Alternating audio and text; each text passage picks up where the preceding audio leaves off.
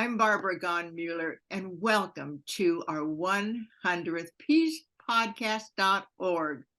Now, that means that 100 fantastic speakers from all walks of life, especially those in Rotary and for peace, and people who have really wanted to make a difference on our planet with their life and their work.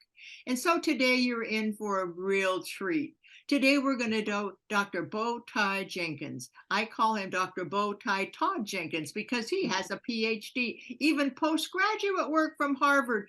This fellow is unbelievable. DEI, diversity, equity, inclusion. If you ever want to know anything about it, you just call it Bowtie Jenkins. And I will put his podcast information on all of my media, like from everything from YouTube to iTunes.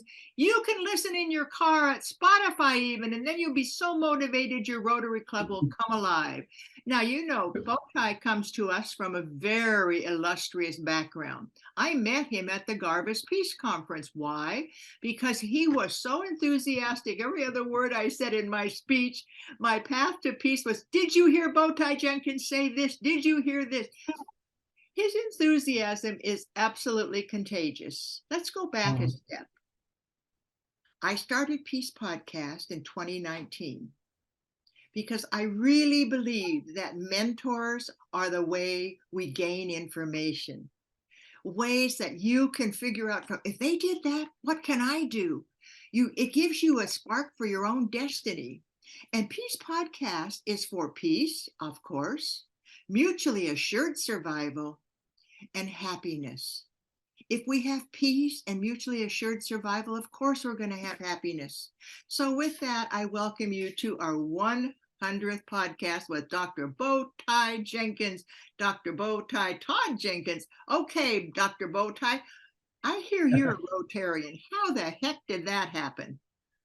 Well, thank you so much. And I am so happy to be on your 100th episode. And so congratulations to you and to all the viewers and all the listeners that have been able to support. And so well done, my friend. And I am excited to have a conversation with you today. And so, yes, I'm a proud Rotarian. Believe it or not, I'm now going on, I've been a Rotarian for more than 10 years, which is like fascinating to me because becoming a Rotarian was something that, it was not something that was in my aspirations when I was growing up. I didn't really even know about Rotary at all. And, commonly we have found that many people may not know about Rotary as in the experience or they have experienced Rotary, but they may not know how to like join Rotary, right? And so similar to me and how I was able to join Rotary, when I started working at the university, I was a very, very young professional, if you will. And the demographics and the geographical area that I live in, it's very different than how I was raised. And so being a young professional and trying to learn how to connect with the community, it was something that was very interesting. It was an interesting challenge for me because it was a collegiate area. All my students, are usually in the places that I love to go.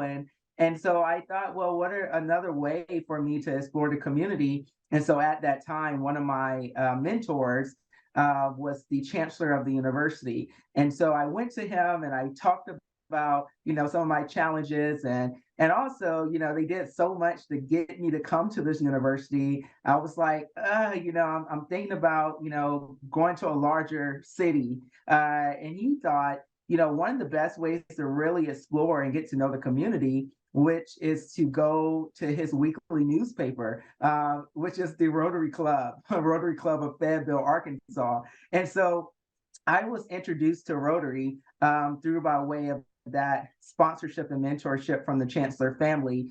And I mean, immediately, one of the ways that I was able to fall in love with Rotary was through youth services. I was a young professional and they had a program, or still today, the Rotary Youth Exchange program. And they were looking for someone to be a chaperone to the overnight event who can actually stay up the entire time with the students. And of course, that was something that I raised hand for, immediately got involved, fell in love with their youth program, then fell in love with Rotary and became a very, very happy Rotarian. and still today very involved with all those services as well, locally and globally.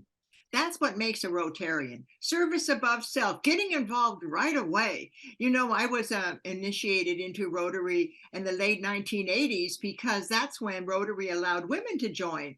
And I was in Mm. Hollywood at that time with my public relations company for a better world. And my lawyer said, "Why don't you join Rotary?" And I did. Hollywood Rotary Club invited me. I was the first woman to join the Hollywood Rotary Club. Wow, And as that's I looked impressive. around and I saw all these people like you did, I began to see what Rotary really meant. And now that women are really a part and parcel of Rotary, including our wonderful president, Jennifer Jones, think about it, right? It's amazing. Yes. And now our goal in Rotary is to really be inclusive. That's my goal too. That's why I have all these peace podcasts. I really believe that if we get into DEI, why don't you tell people what that is and what you're doing and why does that work so well with Rotary? Yeah, so I'm very passionate about diversity, equity, inclusion space.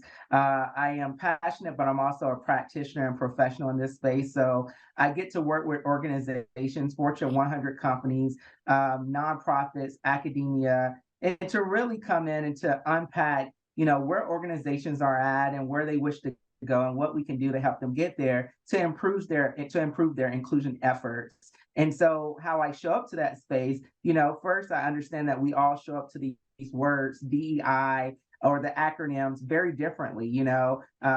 Some people say ideal or DEIA or DEIB. And I think all of those words within the acronym, they have very specific meanings and they're powerful words for the space. How I show up to diversity to me, I position as visible and invisible differences that make a human complete. When I look at, inclusion efforts, it's creating an environment, a culture, a climate where we behave in a way that we respect all these visible and invisible differences to ensure that individuals, they are seen, heard, valued, championed, and the output of those efforts is belonging and belongingness. But in order to actually get there, we have to have an equitable lens because we understand that every individuals don't start at the same starting place based on some of the systemic issues that we're facing in our country or around the world. And so when we have an equitable lens, it allows for us to think about what are the structural barriers to opportunity. And that's also with the lens of making sure that we're have accessibility as a part of our framework. And so that's how I show up to these terminology, and that's what we do. Like I say, as a professional, and I get the real great joy of speaking about this all across the world, working with organizations as a trainer, as a consultant, but most importantly, as a partner and a friend, because we can all grow in this space. And so that's why I always tell individuals who I come in contact with, we have to give grace and space. And you ask the question, how does this integrate with peace? I think the output of all these efforts for DNI is peace. Peace should also not only be the output, but it should be the center of everything that we're doing. Because when we have all things inclusive, when we're having an equitable treatment and equitable mindset with the diversity around us, it gives peace within, it gives peace to the system, it gives peace to the world. So I believe that peace should be centered into all things we do with DNI, but it also is yielding for the output. Well, your enthusiasm is so contagious. And so anybody who would have you as a consultant would begin to, their eyes would open. The people who are there in the audience would say, well, wait a minute, if he can do it, I can do it. But it's that contagiousness of DEI and Rotary and peace. But I totally agree with you on the peace is that core. It's you come from Mhm. that peace. I see peace in you, my friend. They may not be Mhm. the same as I am, but I see the peace in them. And that's what I always focus on. People call me the optimist of peace because I truly believe that when you're at peace, you can become the peace other people may need because oftentimes Agreed. they're not at peace at all, are they? Right. No, I agree with you. And and that's the counter and the opposite of DNI is not having peace. Not having peace when you show up to work, not having peace when you go home into your community and being able to see things that's reflected to you. Like we have a peace of mind, we have a holistic approach to peace. And then on a larger scale, right? Just as what we believe as Rotarians, when there's no more wars, there will be peace around the world. And that's what we're always working daily in our communities to do our part to ensure that we're becoming peace builders, but also on the global scale, because I believe even in the space of DNI and peace, every small change can make a big difference. And everyone that's listening today, we all have a role to play.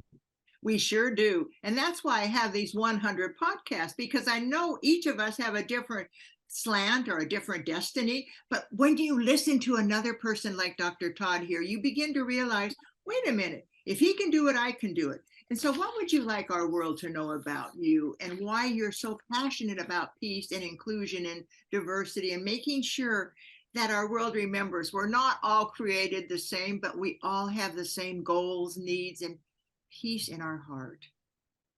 Yeah, I think ultimately because daily, I try to recalibrate and I want peace. I want peace for myself.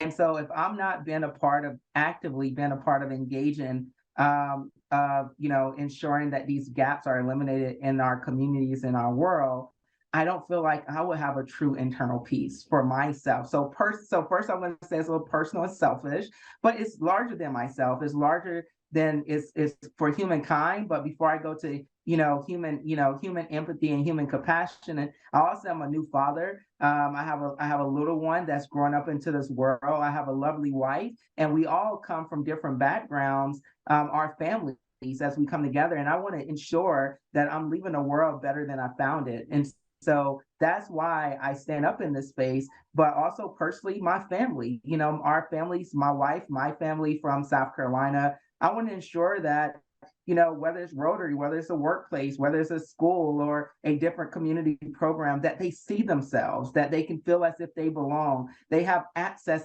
to the opportunity to be who all they wish to be. And so, yes, for the family and then for the world, I just believe that there should be peace on earth, right? We don't have to wait until we leave this earth to experience peace. And I think that we can be active, engagers in this. And we have a lot of gaps in this world, but I have a mission to stand in the gaps that I see, to ensure that we're trying to work together, because I can't do it by myself. We have to work together with curiosity and compassion to have shared solutions to really go after this treatment and also to make prevention. And so that's what I do daily. Wake up every day to create spaces for all humans to belong and thrive together, one bow tie combo at a time.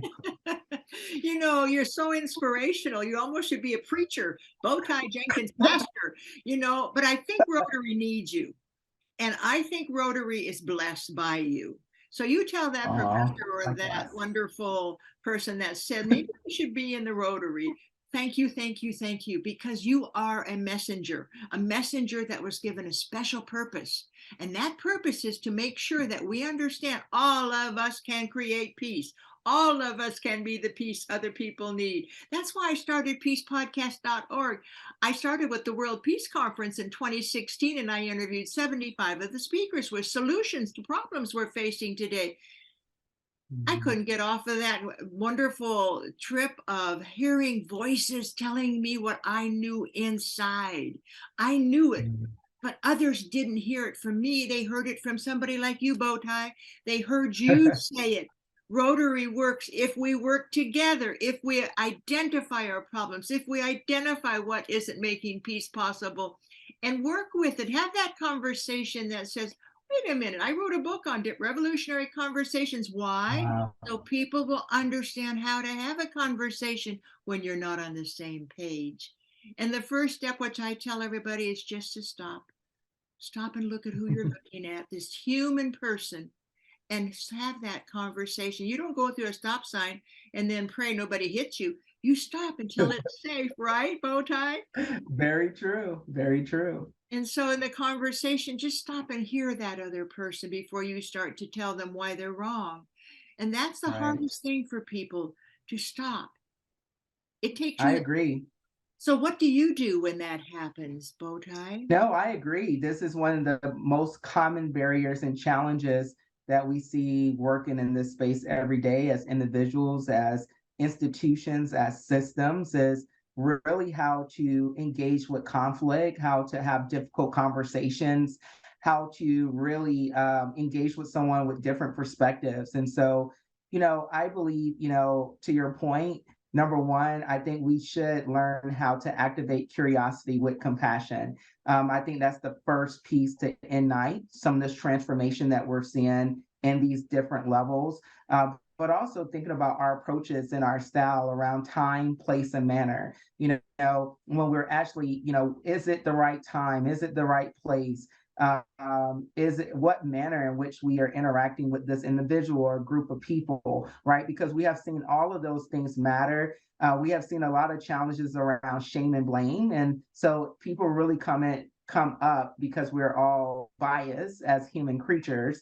We really come up with our associations and our assumptions, and we kind of fill a box before we even engage. Or sometimes if we trigger, we go back to our survival box, and sometimes that box can get in the way of us hearing someone else with a different perspective. And so when we try to show up to these difficult conversations, we first have to do some internal work. To your point, before we look out the window, we need to first hold up the mirror and ask the question, what are our biases? What are our implicit associations? Because we all have them. And we can be more, it's like my grandma says, when you know better, you can do better, right? And when we're consciously aware of these, we can try to help to minimize it so that won't get in the way of our interaction. And then last but not least, creating the space, giving the grace, and trying to hear someone out. You don't have to agree with everyone, but are you including that individual to be seen and heard?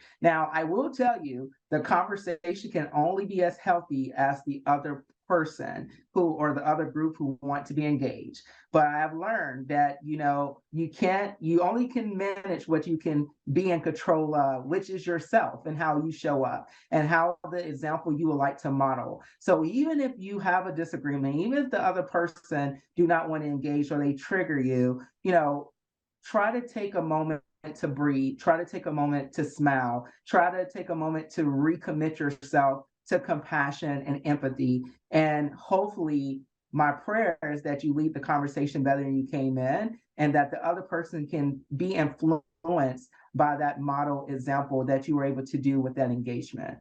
Wow. Just wow. Pay attention. That's what Bowtie has taught us today. Step into that moment and breathe, stop, and pay attention. What an opportunity for us to grow. When we have these conversations, I say, this is my opportunity to grow. And I do have biases. The other day I was thinking about something. What are you thinking about that for? You know better than that. So you have to tell yourself sometimes, wait a minute here. We're all human. We're going to make mistakes. And you can apologize to somebody for blurting out your answer before they even told you who they are. And just say, I'm so sorry. I'm here for a conversation. And when we have a conversation, the solution to the problem's in the conversation. And in the conversation, I'll understand who you are and you'll understand who I am. Right. Before we get into the topic of what you're feeling so sad about or so upset about, do you mind if we have this conversation? I ask questions. Do you? Right. Yeah, and I think that's that curiosity. What we've seen in research is that something happens as we get older. We start getting a little bit less curious and a lot more straight and narrow, and of really having that mental block complete. But I would tell you that age is a number, maturity is a mindset, and you do not allow your age to be something that's say, well, you know what, I've just always known it that way. I don't have the time, etc. We have seen that everyone does not matter the age or background. We can all be on this journey to practice what we just discussed, and we can all get better at it. So I want people to understand who listen. It does not matter where you start. I think what we learned today is about where we wish to go and what we want to finish. And what we have learned through COVID, and we learned around some of these world crises, is tomorrow is not promised. So how can we live today in peace? How can we live today with love and compassion? And that starts with ourselves and our neighbors. And that starts with how we interact with people when we're in public. All of those things matter in our day to day. And I think if we do it all together, oh, wow, just look at what the world we're creating. Absolutely agree with you. Now, Bowtie, you have given us so many wonderful pieces of advice, so much theory and so much practical knowledge. So I want more, Bowtie. Where would I go to find out more about you, Bowtie? Do you have a website devoted to your passion? Oh, wow. Well, I appreciate it. Yes, you can find me on all social media platforms, starting with the website, www.bowtieleadership.com. So if you're interested in any of the advisor or consultant or speaking, please go to that website to connect with our team. But if you just want to follow and be a friend, I love friends. You can connect with me on LinkedIn. I'm also on Facebook, Instagram, and also all social media podcast platforms. And you can look me up as Dr. Bowtie Todd or Dr. Todd Jenkins. And I would love to connect with you and have coffee or have a conversation about how we can make the world a better place. Wonderful idea to how we can have that conversation to make the world a better place. Now, you have heard from Bowtie that there are many ways that you can connect with him. He invited you to connect. Why don't you do that? I hope you will. And today is a very special day. As I said, I wanted somebody with the enthusiasm and the passion for peace to be our 100th anniversary special. And this is it. This is our 100th podcast. Now, the best way you can help is like us on Facebook or have 3 friends join you and talk about what you hear from Dr. Bowtie. Have a conversation. Don't just sit there in your room all by yourself. Invite people to join you so that they can understand why together we go further than all by ourselves. My little granddaughter was telling me, Grandma, if I do it by myself, I can do it really fast. But when I have somebody with me, we all go together. Isn't that the best philosophy? Yes, I love it. I love it. Do it together. So I'm Barbara Gonmuller, and I just thank you with all my heart for the 100 podcast people who have joined me, my wonderful guests. And some guests have been on twice because they had so much information. And Dr. Todd, I may have you come back again because you are just infectious, just total. Maybe, I know what, I'm going to have you every 100 podcasts. You're going to be 200 podcasts. Yay! Well, one thing I love about you is all the work that you've done, and you have such an incredible story. We've been able to connect and learn a lot about not only your passions and your practice in this space. So I encourage everyone, even if you have not listened to the 99 before, you have an opportunity to go and listen to it, to have a conversation. And I love Rotary. I love what we're doing. And I love that we hold hands with world leaders and community and neighbors and even our own. Absolutely. PeacePodcast.org. To saying, let there be peace on earth. And let it begin. So blessed, honored, and privileged to be in your presence. And thank you for all the incredible work that you're doing around the world. It's my pleasure to work for peace. It's my pleasure to invite all of you to spend a little time on Peace Podcast. Now, I'll tell you a secret. You can listen to Dr. Todd on Spotify as you're driving along in your car and you might be stuck in traffic. Go to Spotify and listen to one of these podcasts. Several people have told me they've been listening to people that they didn't know were even on there. So when you go to peacepodcast.org, we have an index at the back of the bottom of all of them, and it says more podcasts, and you just listen to your heart's content. With that, I thank you. I couldn't do it without you. I couldn't do it without you, Dr. Todd.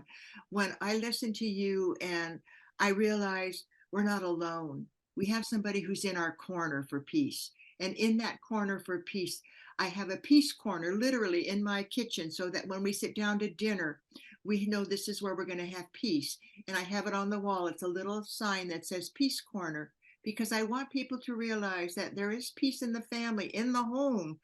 And I did a little wonderful Peace Corner workshop for a little church with all of the Sunday school kids. And this little boy said, can I bring my dog to the Peace Corner?